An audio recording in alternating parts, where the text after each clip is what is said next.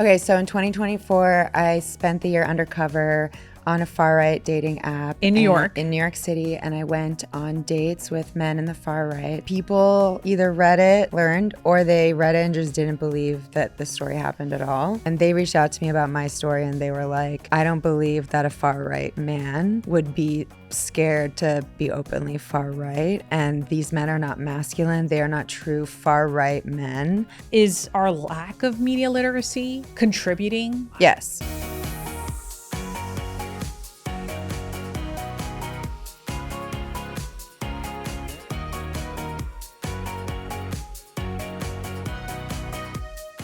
Hey everyone, welcome back to Ask a Matchmaker. I'm Matchmaker Maria, and on today's episode, it's gonna get real. We're talking about how politics, media, and morality are all colliding, and what that means for dating, for relationships, and honestly, for the kind of world we're building. We're definitely on a theme the last few weeks, but things keep happening in the same realm that we have to talk about. My guest today is Vera, who you might remember from a few months ago. She went undercover dating men on the far right here in Manhattan, and that episode blew up. She faced a ton of online harassment because people didn't believe her. They thought she was exaggerating. But then months later, some of the very people she talked about started going public with their extremist views, and we'll talk about that, where they openly identified as far right. And just this week, Politico published a story that made my jaw drop. Leaders of young Republican groups across the country were caught using racial slurs and joking about gas chambers in a private group chat. These aren't random trolls on the internet. These are people running state political organizations. And now we're being told to brush it off. They're just young men. They didn't mean it. That's gaslighting. Writing those words, thinking those thoughts, hitting send, that's not youthful ignorance, that is moral decay. And it reflects something deeper. What they were taught about respect, about equality, and about right and wrong. And politics, it's not a new deal breaker. It's been going on since 2016. And it's not just about red or blue, it's about our values, our beliefs, our language, and even how we define respect are being shaped by the polarization and a complete lack of media literacy. We used to say, don't talk about politics on a first date. And now, well, politics is the first thing people bring up because it reveals what you truly stand for. And when someone says, oh, you just disagree politically, we have to ask, do we really disagree on taxes, or do we disagree on whether people deserve to live with dignity? And I just want to say that there is a difference here, because we can't build love or a democracy on dehumanizing language. We can't say you respect someone while laughing at their pain. And we also have to find a way to understand media literacy, because that is what is driving this divide. We do have a lot more things in common with our neighbors, but we should also be able to date our neighbors, but not taught to hate them by the people who monetize the weaponization of language and their bet on our lack of media literacy. This erodes the family, it erodes our moral values, and it trickles down into how we date, who we trust, and what we tolerate. Because at the end of the day, equality isn't political. It's personal. So we're going to get into it. Vera Papisova is an award-winning journalist and editor known for her groundbreaking reporting on gender, sexuality, and internet culture. And I am so happy to have her back here today. Vera, it's been a few months. How are you? I'm great. I also love that you're talking about media literacy, and it's interesting. Like, I haven't really heard that term used so much in the past outside of like my own profession. And it's really nice to just hear it a lot more now, because people care so much about what they're reading. And that's like another example of something we all have in common. Like, we all believe it's important to have media literacy. I think we need to get that information out there, like how to be literate in the information you're getting, I guess. Absolutely. And before we get into media literacy, because I definitely want to talk about that, I want to talk about our last episode together for just a couple minutes. When you came on a few months ago, your article was about to be published. Yes. And then it was published. Mm-hmm. And the same week that our episode came out, you were interviewed by CNN. Mm-hmm. That was an incredible piece on CNN. People wanted to learn more. They found this podcast. Yes. So for those that don't know who you are, you've been on a previous episode. You did a big investigation. Give them a quick recap of what we talked about on that episode. Okay, so in 2024, I spent the year undercover on a far-right dating app. In New York. In New York City, and I went on dates with men in the far right, so like white supremacists, neo-Nazis, like, and then some MAGA guys. And that was published. We talked about it. It went viral, went on CNN. That went viral. Now we're in Trump's America. Everything that we were talking about is like even more relevant. Christian nationalism, relevant. Trad wife culture, relevant. And what was interesting as the producer of, that episode was seeing that there was actually 3 waves to the popularity of that episode.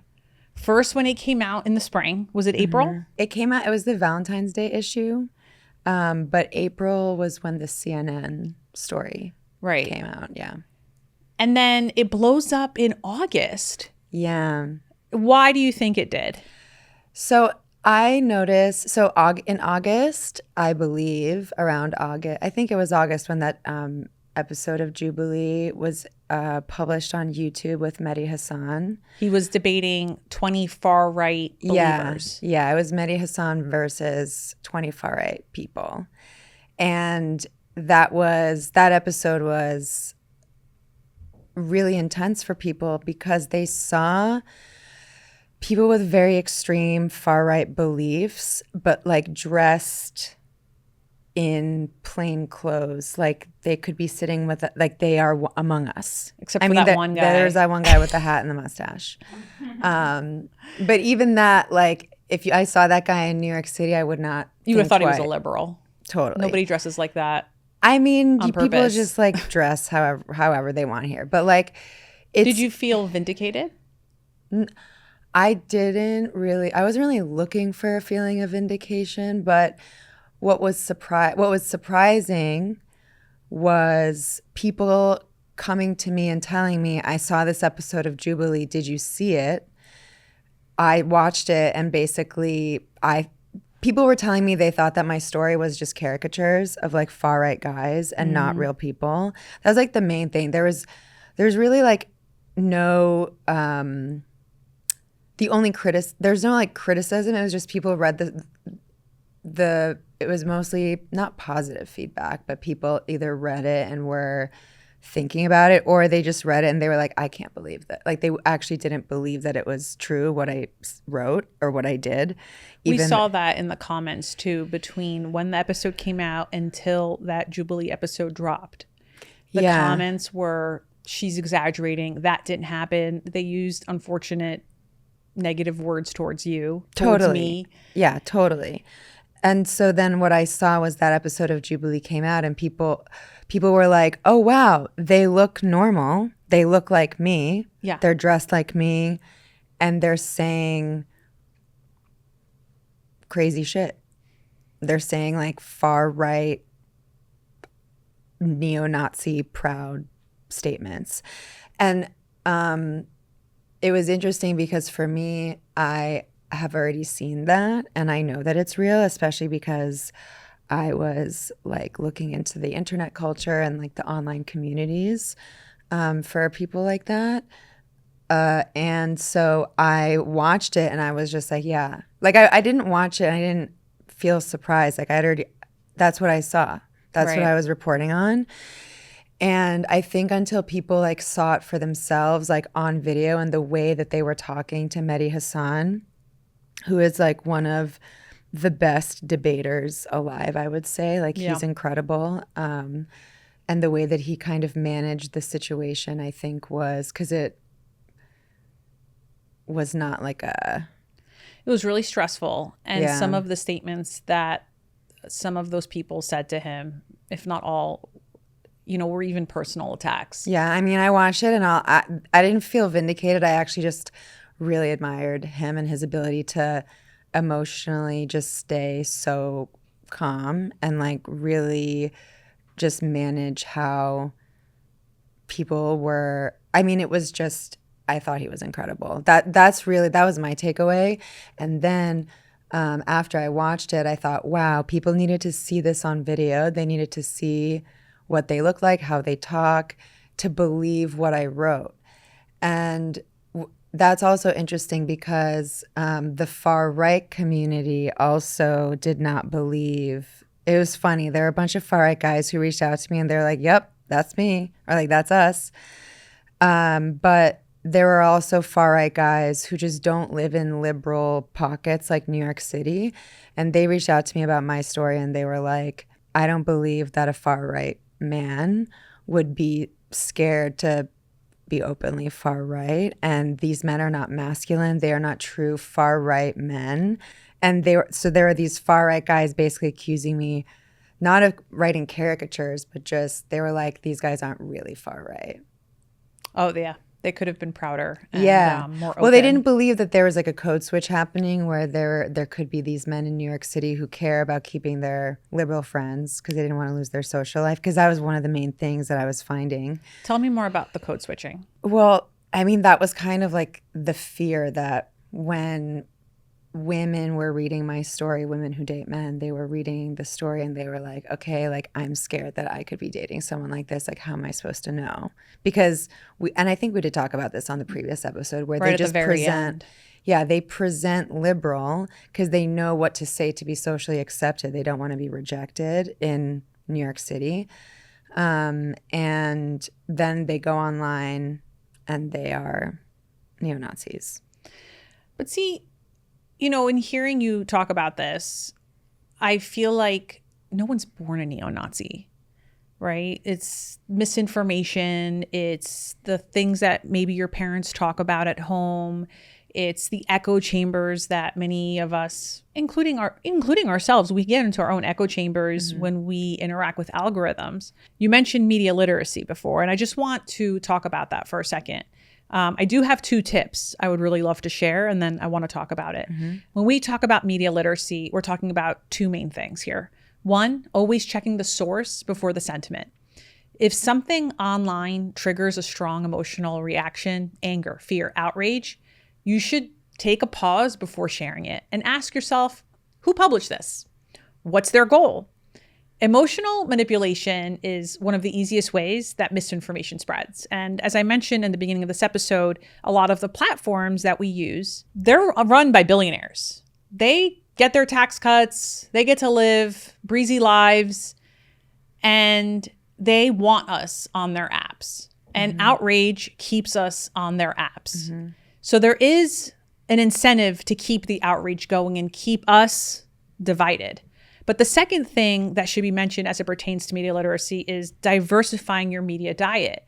If you're consuming information from only one outlet or one social platform, it's like eating, let's say, one food group, right? You should be eating fruit, but you can't only eat fruit. You will die, right? You will be malnourished.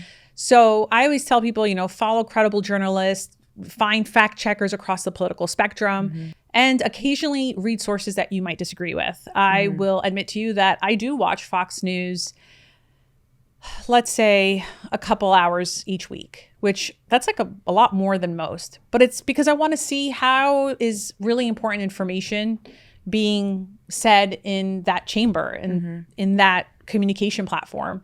And it's so interesting when you listen to a news source that's published, let's say in the New York Times, maybe on the Daily, and then how other groups of journalists or reporters will take that same information and put their opinion on it. And I think the best way to strengthen your critical skills is by diversifying how you receive your news. Yes. So because you mentioned media literacy, I would love for you to tell me more about your thoughts on, is our lack of media literacy contributing? Because I feel like there is this massive lack of media literacy. Yes, I think we really need to be teaching in schools how to like fact check on our own, which is interesting because when I did the investigation initially, what's interesting about the men on the far right that I talked to is they all claim to be like very independent thinkers. Like they're not following any specific party. Like they're not like gung-ho about the Republican Party. They're very like independent. They're all about independent media. So like weirdly, that's like another thing we all agree on is like you should have the right sources, unbiased sources. So that's interesting because where I saw the mistake being made was that people think independent media means unbiased media. Independent media just means that you are finding your funding on your own. Oh. So independent media doesn't mean like I'm unbiased Or I'm nonpartisan. Yes, that doesn't, it just means you're independent of an institution and you're not getting like money from a media institution. But where are you getting your money? That's like question number one. Because I think what we saw in the election was we saw these stories after Trump won that there are all these men in the independent media world, and they kept talking about Joe Rogan and this like conservative, like the, what are they calling it? The manosphere. Yeah. The manosphere, which is like all about like men's issues, men's rights, just like how we have like women's issues in traditional media and men's issues. The manosphere is like meant to be that. It's like men's interest topics, but it skews conservative, and you find all these you find a lot of far right belief systems in there. What we saw after the election was a lot of stories about how they organically became popular and men were seeking out these independent media sources because they felt like traditional media wasn't representing them. But that's actually not the full story. The full story is that the independent media space, the manosphere, was actually funded. And this isn't like a story that I've seen anywhere, but it's been brought up in a lot of like off the record conversations, like conferences I've been at, where people really should be asking like, where did, for example, like someone like Theo Von, where did he, like, did anyone notice when his podcast started like getting better lighting, when he started getting more sponsors, when he started getting like higher level guests? And like I like watching Theo Von. Like I think he's hilarious and I love his questions. Yeah. I like how he thinks. I like that he's authentic. And if I were him and someone wanted to fund my podcast and someone wanted to help me get sponsorships, and like I would say yes to all of these things. And then if they said, do you want to interview a presidential candidate? I would say, yes, I do. Yeah. He did what any person with a podcast would do. So this is like less about him. I'm just using him as an example, and more about where was that money? Where is money coming from, and how is it strategic, and how is it tied to political guests, and how is it tied to people who have specific political beliefs who were like brought on as guests in that podcast space? And so the independent media world actually does have a lot of paid media, but because it's like the wild west of ethics, like in traditional media, you have to legally disclose when media is paid. In the independent media world, there's a lot of paid media that is not being disclosed. And that, I think we saw a story like that in the liberal space. Like I think there was like some Democratic Party related think tank that was like Taylor wrote about it. Yeah, Taylor Lorenz wrote that story. So conservatives did that during the election with the independent media world and the manosphere. So that was not, so we all were analyzing that like, oh my God, the manosphere, it organically blew up. This is how men are. No, it was a funded space that was like pushed onto men. But Theo Von it's interesting that you mention him because he's such I find him to be very authentic. And he's so likable. And that's like so why likable. I like him as an example, because he's not, and even if you look at his content now, he's like pushing back on it, people like trying to push political ideology onto him. And I think because he is so authentic and so likable. Yeah. having a person who uses a lot of divisive language on his platform. If there was an undecided voter listening to that podcast, Joe Rogan's podcast, the Flagrant podcast, there's a few podcasts that when he was candidate, President Trump went on, it has a way of moving the needle, of creating votes, of making votes happen. But at the same time, what you see in the after effect of these podcasts, right, is thousands upon thousands of videos of people reaction videos on TikTok, on Instagram, on Reddit. And it's not that Theo Von or Andrew Schultz or Joe Rogan did something bad. They gave up. I would have done the same thing, right? If a candidate wants to come, which would be so crazy. But if that wanted to come, that would be an interesting conversation. I've had Congressman Swalwell on my podcast. Why not? What was interesting was the reaction videos, which that is where those reaction videos after the fact become outrage content. And then they go down to like some of the outrage content, which is what sells, is what creates a lot of monetization for creators. They use this kind of rhetoric that's so divisive. And then we see the fruition of that. But they're getting that from traditional media. Like before it was like these, like you're talking about social media platforms, you're talking about podcasts, but like I am trained in media. To become a journalist, I actually did I didn't just study something random. And you went to J school. Yeah. And you learn ethics and you learn, like if I had a presidential candidate on my show and I was a host, I would have to hold them accountable on things that they said. So there's also a lack of training in the interviewer. Like traditionally, when you have politicians being interviewed by journalists, it's the journalist's job to hold them accountable for whatever they said, not to make them look likable. But they don't have that responsibility on a podcast host. Totally. I'm saying like I'm adding like another factor basically to what you're talking about. And also like the rage bait language that's being used like for traffic, that's the same thing as like trying to get a viral headline. Like I forget what the term we used to use in like the 2016 BuzzFeed era.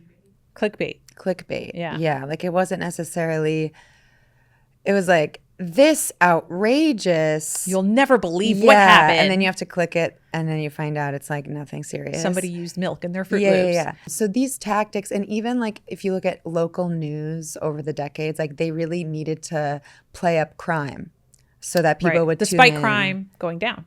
Yes. And that was like, they needed those local news stories to get people to watch, to keep the numbers up. And so these practices have existed like forever, basically. And we're just seeing them kind of trickle down into the social media space. And then at our dating table. Yeah. And so unless you kind of have the media training to know what's going on the back end, you wouldn't realize like, it's like a tale as old as time, and we just keep seeing, like when I see it, I'm like, yes, this has existed.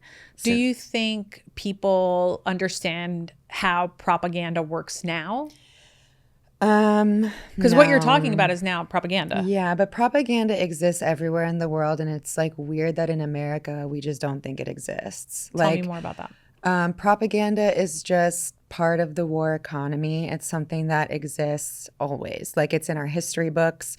Like it exists in every single country. Propaganda is just PR from your government. And there's PR everywhere. Like I get PR all the time about like what are the best wellness products. And then I have to actually try them and figure out like what's real and what's just like a really well-written press release and a really good like publicist like selling me some product. And like that's PR, and then the government has their own internal PR, and then they have external PR for like their competitors, their allies. And so propaganda is just PR, but for your government, and it exists in every single country. And I think it's weird that Americans don't realize that. I don't really know why. I think also I was originally born in Russia. We have a lot of propaganda where we only have state-run media. A lot of countries only have state-run media. And so you just like, I come from a place, or my family comes from a place where you either have to do your own research or you'll never know what's really going on. But that's just a known thing. And we're lucky in America that we actually have a great media. I mean, I know people don't think this, but when you compare it to the rest of the world, we have like genuinely trained, like well-trained journalists and media professionals. And so I think I really like what you were saying about like digesting different types of news. I read the full spectrum and I look at the full spectrum every single day, not like even a couple hours a week. I look at Newsmax every day. I look at Fox every day. There's an app I have on my phone. I can look it up. I think it's called Ground News, but it just shows you like, here's a news story. Here's like the liberal coverage, the in the middle coverage that's like only factual, the conservative coverage. It shows you news stories that are blind spots for liberals, blind spots for conservatives, like, and that's going to be based on values, because not all journalists have this like agenda. It might really just come down to, what do I think is important? And then based on my political ideology, or maybe I'm not even thinking about politics, but whatever I think is important is how I decide, what story am I covering? What do I think is really important? What perspective am I trying to share from the neighborhood? And that, like, you actually need everyone to bring their stories to the table, because somebody who's more conservative might be talking more about small businesses, and somebody who's more liberal might be choosing stories about immigrants. And so, What was this app called again? I think it's, can I look it up on my phone? Yeah, I think it's called Ground News. It's called Ground News. And you think this is the best app? I think it's the best app because it's showing you like all of the stories in the news, and it divides them up into the political spectrum, and it shows you everyone's blind spots. So regardless of where you fall politically, you have blind spots in what you think is important based on your values. So it might not even be like intentional bias. Sometimes it is intentional bias because people really believe that what they think is right is right. And there are a lot of news sources that try to provide different perspectives. So yeah. I love that. Let's take it back to dating. Do you think people who say, I don't talk politics on dates, are actually avoiding a deeper conversation or not participating in an opportunity to connect at this point in time? I think that's an interesting question. Like, let me tell you where this question's coming from first. Just want to give you some context. One of the most common questions that I've been getting the last 2 years, way before the 2024 election, is he didn't or she didn't list their politics on their dating app profile. How can I ask them before I waste my time on a first date? My answer to this has always been, if it's that important to you, you can say something like, after the date is confirmed, you know, hey, just so you know, I identify as liberal. I don't know if that matters to you, but, you know, I don't want to go on a date and feel like I've wasted your time if this is something that doesn't align with how you envision spending your time with, if that makes any sense. Or if it says, for instance, I get a lot of questions about people who write moderate. And I say, like, just ask them what that means. What does it mean when you write moderate? You know, ask more questions, but after the date is confirmed. Because the worst thing that could happen is just cancel a date that didn't happen. Yeah. Politics follows culture too. So like whatever someone's like culture is, I don't necessarily mean like where their family background is from, but culture, like what are the values that you grew up with and why, that is attached to people's politics. And so I feel like for some people, politics is the thing that's important. And I think that's fine. If that's like really important to you to identify with a certain political ideology, like you should be asking that. I also think there are other ways to find out more about, like you can ask someone where they fall like politically, but I would still want to know like why. And I care more about, like, I think it's interesting, like, do you have growth mindset about society and culture? Like, are you traditional? Are you, like, because the difference really between conservative and progressive is really interesting to me, because if you come from a really traditional background and you have like traditional values, you are going to want to preserve a certain like system, and you don't want to make changes to make it better. You think that you're going to be someone who thinks that keeping it as is what's going to keep it like stable, and that's what works. And does it work for everyone is my follow-up. But like for that person, it's been working. So like that's why they're traditional and that's why they're conservative. And I don't want to simplify it, but like that's something that's completely different than being progressive and feeling like we should be making changes as we learn how we can improve things and change things for the better. And that's going to come with trial and error. I love what you just said, though. Like, instead of asking for someone's politics, you just asked this question of like, do you have a growth mindset as it pertains to society? Yeah, because I think that's so like, brilliant. Thank you. Yeah, I think I've been thinking a lot about dating since I finished this investigation, and just thinking about what I even look for. What do you look for? Well, I'm still making the list. I don't really know. But it was interesting, like these guys on their dates, they knew exactly what they were looking for. Yeah. So while I was going on those dates, I was like, okay, this is how they want to raise their family. I didn't really think about how I want to raise their family. So then I started thinking, how would I raise a family?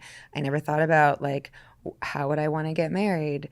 What, like I never, like I don't have a specific vision for some of the things that they were like so clear on what they were looking for. And so it was really helpful for me, even if I completely disagreed with what they were saying. Like, I'm never going to homeschool my kids. Right. That's never going to happen. I don't know how to teach them anything. And a professional should be doing that. And I started making a list based on what I didn't agree with. And then I also think looking for like I'm like so growth mindset based. Like both my parents are, my dad's a research scientist, my mom's a research doctor, and they work towards progress. So all the research they do, all the work that they do, that to me was like my value system growing up, and constantly learning new things. That's like my value system. And so I feel like, and I'm really into self-improvement. Like, what are the ways I can grow? How can I be better? Like, it's in my work. Why would I go investigate? Why would I do this undercover investigation if I didn't want to make myself a better, less toxic white person? Like, it was all about me. Like, I'm trying to learn about myself. And so I don't really see how I could date someone who's not in their own like pursuit of something like that. And then when you expand that into just like a larger vision, like, what are we working towards the same future? Because I'm like, as a journalist, I'm thinking about like, what is the future that I'm working towards? Like, what do I want the world to look like? And I want to live in a world where we're all working towards progress. But like, what is that? But you don't have to. I'm going to just give you some dating advice, if that's okay. I can appreciate that you're saying these things. I actually agree with a lot of your viewpoints, most of your viewpoints, which is, what kind of society do I want to raise my kids in? Mm-hmm. But also, if you just think of it on a more granular level, like, what is marriage? Mm-hmm. Should you decide to get married and share your life with someone in that way, in that title, it is, for all intents and purposes, it's a business merger. And you're basically two CFOs of a company. And you can look at it on a perspective of what kind of lifestyle are we living together? And what that means to me, and I do mention this a lot in my book, which if you have not bought, let's get on that. Ask a Matchmaker. Matchmaker Maria's No Nonsense Guide to Finding Love. Book. But in that case, the lifestyle, it's like, how do I value my money? And how do I value the way I spend my time? Mm-hmm.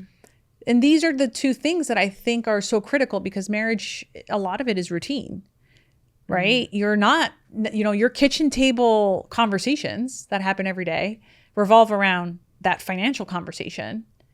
And, it's going to revolve around, of course, intellectual and spiritual and, but financial is a big part of it, right? Like how we get to participate every day, what we get to do with our kids. No one's ever said that to me before. Like, so being able to be financially literate, speaking the same financial language is. Yeah, because you were saying before about like, what kind of future do I want to live in? And it's like, Yeah. well, what, don't look at it from the world scope. What kind of society do I want to live in? Because societies evolve, right? Totally. But I do think I personally I make my decisions and I like live my life based on that. So. I'll give you 3 questions to make it more granular, okay? Do you envision, and I want you to try to answer these questions for me. They're not rhetorical. Okay. Should you decide to have kids, do you envision paying for their college? Yes. Okay. Should your parents live to old age? Yes. Will you be financially responsible for taking care of them? Yes. Okay. And then when you want to splurge, what do you splurge on? Experiences. Okay. Those 3 answers that you just gave me have just created a very natural filter of who you should look out for. These are the questions. Like, you have to find a way to create natural conversations with people that tell people what you just shared with me. Well, yeah, no, one day if I have kids, I would totally start saving for their education. I want to pay for it. Oh yeah, my mom, I really do want to live near her because I can see myself taking care of her. Oh my gosh, when it's my birthday, I always like to get an experience. I want to do a helicopter ride this year. Like, do you see how I'm naturally telling people? Because that's what you're going to you have to align on these things. These are the things that are part of your kitchen table. Yeah, that makes sense. Thanks for listening to this dating advice. Thanks. I want to ask you one last question before we keep going. How do we move forward from this? From what? From the media illiteracy that we're currently experiencing, where our vice president is out there saying, it's just these young men. When I saw their photos, have you seen their photos of these guys in the Political article where it got like, these are the guys, 39, 35. These were the guys in the group chat, but they're young boys having, just saying things.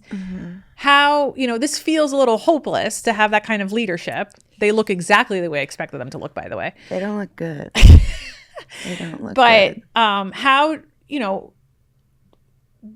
can you see the fact that we're talking about this, the fact that other platforms are talking about media literacy? Can you see a future where more people become a little bit more critical about the information that they are receiving?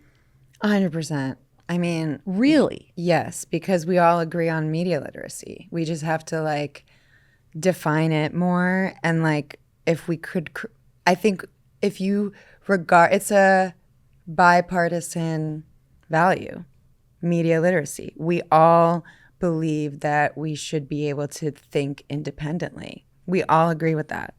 Just weirdly, this is if we were more media literate, I think we would really be questioning the news cycle after Charlie Kirk's assassination, because we're all agreeing on the same things, but it was so weird. We were all fighting. It made no sense. Oh yeah. I think everyone I knew agreed that no, of course you should not be killed for your opinions. We all agreed on that. And then we also all agree on freedom of speech. It was so weird. We all agree. I think it was just one side was very upset that if you repeated some of his quotes. I saw a lot of different things. I think that's an example, sure, but I think ultimately there was a lot of forced, it felt very contrived, we were being pitted against each other as a country, when in fact we all agree on the general topics that we were talking about. It was the weirdest thing. We do all agree on freedom of speech, period. Right. We do not agree on censorship in the media. We don't agree on that. Right. Or we all agree censorship is bad. Right. We all agree that killing someone is bad. Right. We're all against killing. Yeah. Right? We're against that. Yeah. So I think it's just when you see how there's a bit of a puppet situation here. Yes, and I think if there was more media literacy, we would see how much... You know where we would see it. I'm sorry for interrupting you. But if there was more media literacy, and maybe this is what you're about to say, we elect the democracy we deserve. And I think our democracy would look a little bit different. Is that what you were going to say?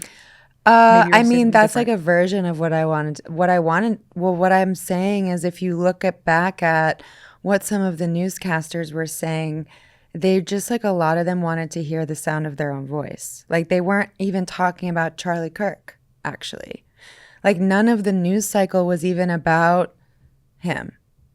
Everything was about, oh, you're mad that they're like they're canceling Jimmy Kimmel. Well, you canceled us first, and it became this like fight of like you created cancel culture, so now we're going to cancel you. And it's like, what are we? It felt like it was like high school or like even younger. It felt like it was like almost like playground fighting. Yeah. And I saw like a I can't remember his name because he's like so irrelevant, but like he's like a Newsmax guy, and he was just like flipping out over Jimmy Kimmel, and he's like, yeah, you deserve it. You made fun of me. And I'm like I'm like watching this, and I'm just like, is this not embarrassing? Because none of you guys are even talking about Charlie Kirk. So we don't even know his name. Yeah, straight up. And so it's like just an excuse for people to fight with each other. And so I think if there was a bit more media literacy, people would be seeing that. I see it because these are like technically my colleagues, and I'm just watching. I'm like, this is what you're doing with your platform. Not impressed. And I see it on all political sides, like the way that everyone was handling it. I think like a lot, I just didn't think it was right.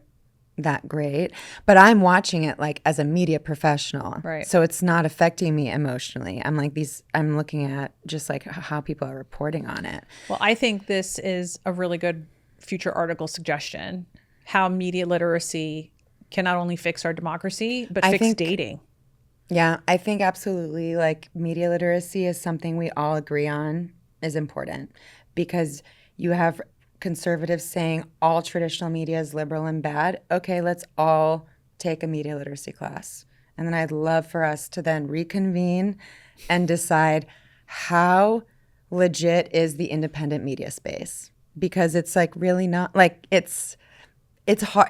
You have to really understand that it's just people speaking for themselves and not necessarily well-researched information. So and it's money. And I think it's great for everyone to have their own podcast. Like, I know that there's some controversy around me. I feel like that's a controversial thing to say because, like, do we need more men to have more podcasts? I don't know. I see memes about it all the time. I think I don't have a problem with people having podcasts, but I wish more people would ask questions, like, especially since you mentioned the manosphere, and I'm not talking about Theo Von or Joe Rogan, but there are men that have dating podcasts. Mm-hmm. That have very popular outrage clips, and yet none of these men have ever been in a relationship. And I'm like, who's the audience here? Because if it's that men, also sounds like, you know, those people who have like the TikTok videos, they're like talking to a mic like this, and it looks like they're actually filming a podcast, but there's no podcast. Right. Yeah, like, I see there's that all the no time. guest. I see it in the dating space too. There's no, and yeah. It's like, it's fake. Yeah.